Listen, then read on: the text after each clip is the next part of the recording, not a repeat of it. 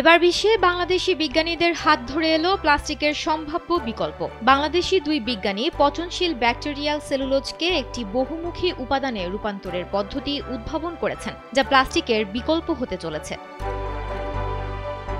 গেল ৮ জুলাই যুক্তরাষ্ট্রের টেক্সাসের হিউস্টন বিশ্ববিদ্যালয়ের ওয়েবসাইটে এই তথ্য জানানো হয়েছে। এতে বলা হয়, পৃথিবীতে পর্যাপ্ত পরিমাণে প্রাপ্ত ব্যাকটেরিয়াল সেলুলোজ থেকে পচনশীল পানির বোতল, প্যাকেজিং উপাদান বা ক্ষত ঢাকার ব্যান্ডেজ সহ অনেক কিছুই তৈরি করা যেতে পারে।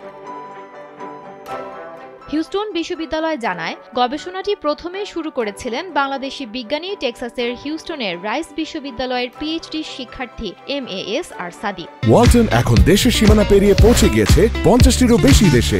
ওয়ালটন, ঘরে ঘরে, বিশ্বজুড়ে। তবে এই গবেষণা প্রকল্পে নেতৃত্ব দিয়েছেন আরেক বাংলাদেশি বিজ্ঞানী, হিউস্টন বিশ্ববিদ্যালয়ের মেকানিক্যাল ও এরোস্পেস ইঞ্জিনিয়ারিং এর সহকারী অধ্যাপক মাকসুদ রহমান। তারা দুজনই বাংলাদেশ প্রকৌশলী বিশ্ববিদ্যালয় বা বুয়েটের সাবেক শিক্ষার্থী। এই গুরুত্বপূর্ণ গবেষণাটি নেচার কমিউনিকেশনস জার্নালে প্রকাশিত হয়েছে। এছাড়াও রাইস বিশ্ববিদ্যালয়ের ওয়েবসাইট, যুক্তরাষ্ট্রের সাইটেক ডেইলি ও এনভায়রনমেন্ট নিউজ নেটওয়ার্ক সহ আরও কয়েকটি সংবাদ মাধ্যম এ বিষয়ে প্রতিবেদন করেছেন।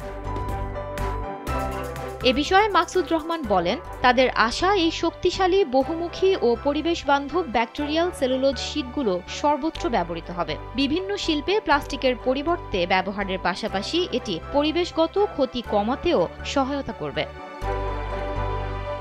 MAS আর সাদি জানিয়েছেন, এটি উৎপাদনের জন্য তারা বিশেষ ধরনের ঘূর্ণায়মান কালচার ডিভাইস ব্যবহার করেছেন, যেখানে ব্যাকটেরিয়া থেকে ঘূর্ণায়মান অবস্থায় উন্নত মানের সেলুলোজ ফাইবার তৈরি করা সম্ভব। এই ঘূর্ণনের ফলেই মূলত সেলুলোজ ফাইবারের গঠন আরও শক্তিশালী হয়। এরপর এই সেলুলোজে বিশেষ উপাদান বোরন নাইট্রাইট ন্যানোশিট মেশানো হয়েছে।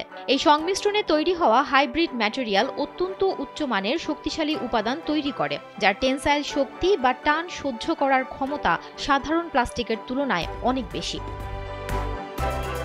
গবেষণায় দেখা গেছে, এই নতুন উপাদানের টেনসাইল শক্তি প্রায় 553 মেগাপ্যাসকেল, যা প্রচলিত প্লাস্টিকের শক্তির তুলনায় অনেক বেশি। এটি কাঠামোগত উপকরণ, তাপ ব্যবস্থাপনা, প্যাকেজিং, টেক্সটাইল, সবুজ ইলেকট্রনিক্স এবং শক্তি সংরক্ষণের পথ খুলে দেবে বলেও জানিয়েছেন মাকসুদ রহমান।